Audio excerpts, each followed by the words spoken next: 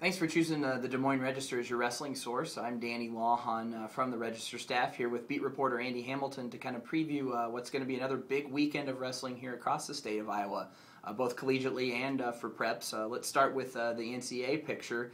You don't need to look much farther than Iowa traveling to Minnesota on Sunday for yet another top 5 dual battle and a chance for the Hawkeyes to get another marquee win under their belt.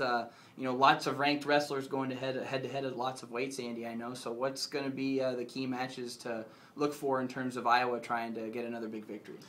Yeah, I think there are 7 weights in this dual meet where ranked opponents are going head-to-head. The 3 that jump off the page a little bit as being really pivotal are at 141, 174 heavyweight. Right. Number 9, Mark Ballwig of Iowa versus number 10, Nick Dardanes at 141.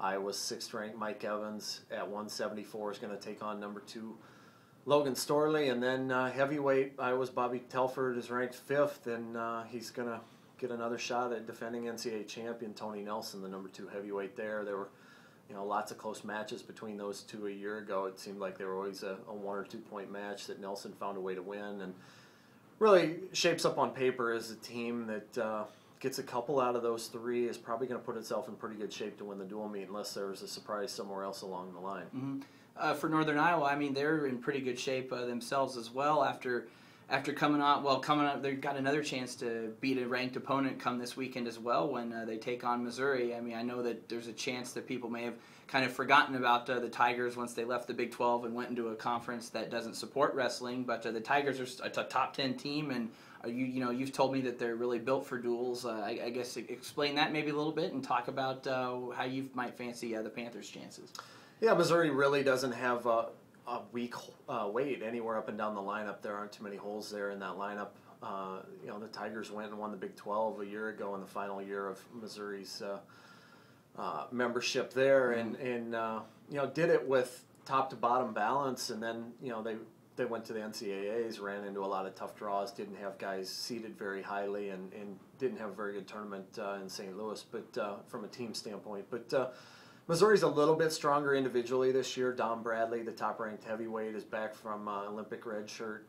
Alan Waters, I think, is ranked 3rd at 125, and everywhere in between, it seems like Missouri's pretty strong. So it's be a tougher challenge than even what Northern Iowa had a week ago with number 13 Oklahoma and number 21 Northwestern. Northern Iowa has since jumped up and replaced Northwestern at number 21 in the rankings, and this is an opportunity for the Panthers to do something they've never done in school history, according to the sports information staff there. Northern Iowa has never beaten ranked opponents back-to-back, so this would be a chance for 3 of them in a 4-duel stretch. Yeah, which would be certainly impressive for the folks up in Cedar Falls.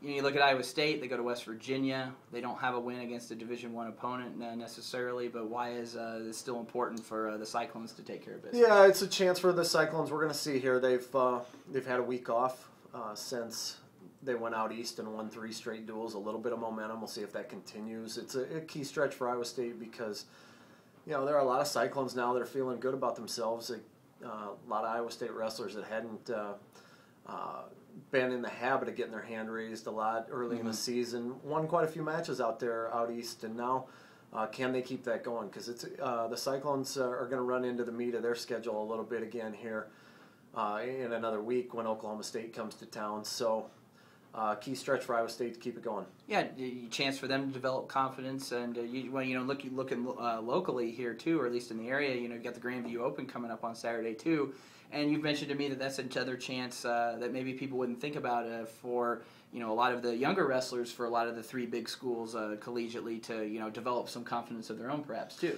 Yeah, it's going to be a good showcase event for yesterday's high school stars, tomorrow's college regulars.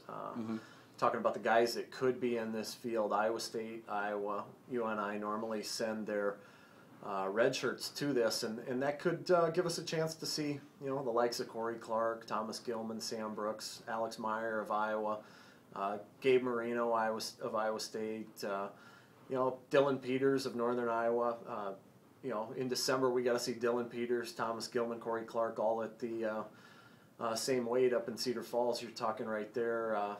Out of 12 high school seasons, there were 11 state championships with those 4. So, that would be a treat for for college wrestling fans around the area, for wrestling fans around the area, if those three are all in the same bracket on Saturday at 125. Well, prep fans have a pretty big treat too. I mean, quantity-wise, this is certainly the busiest of the conference tournament weekends.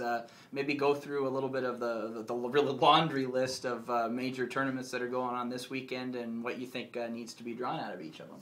Yeah, so in Bettendorf, we're going to see the MAC conference tournament there. Number 2 Bettendorf, 2A number 2 Assumption, Burlington is in that, Pleasant Valley, North Scott, lots of highly ranked individuals as well. In Cedar Rapids, the Mississippi Valley Conference tournament, Iowa City West is going for its 10th straight title.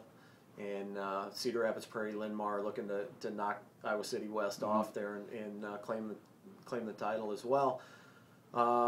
Then the Iowa Lakes Conference, you're going to see some 2A, a couple ranked teams in 2A, number 9, Spencer, number 10, Spirit Lake, as well as 1A, number 2, Emmitsburg, and then the Northeast Iowa Conference tournament up in Cresco is going to feature a couple teams that are ranked number 4, 3A, number 4, Waverly Shell Rock, 2A, number 4, Charles City, and some highly ranked individuals there as well. So enough to whet anybody's appetite really coming up over the next few days. And you'll be back on Monday to help you sort it all out and kind of analyze the weekend that was. So thanks for watching us today, and check back in a few days for more good coverage here from the Des Moines Register and DesMoinesRegister.com.